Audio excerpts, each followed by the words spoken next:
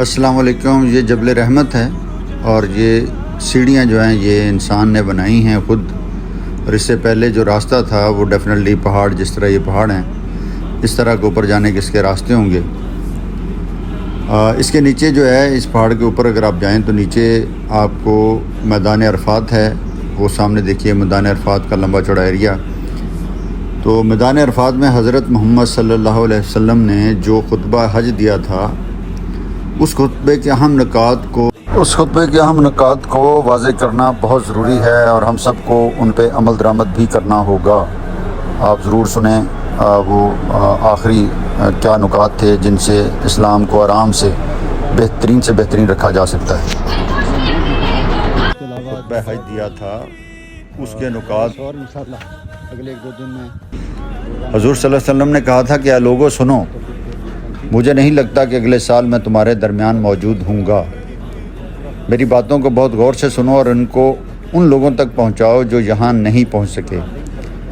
اے لوگو، جس طرح یہ آج کا دن، یہ مہینہ اور یہ جگہ عزت و حرمت والے ہیں، بالکل اسی طرح دوسرے مسلمانوں کی زندگی، عزت اور مال حرمت والے ہیں۔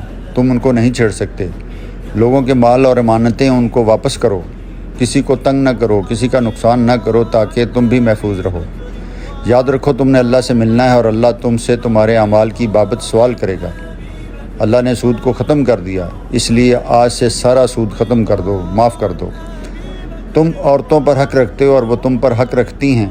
جب وہ اپنے حقوق پورے کر رہی ہیں تو تم ان کی ساری ذمہ داریاں پوری کرو۔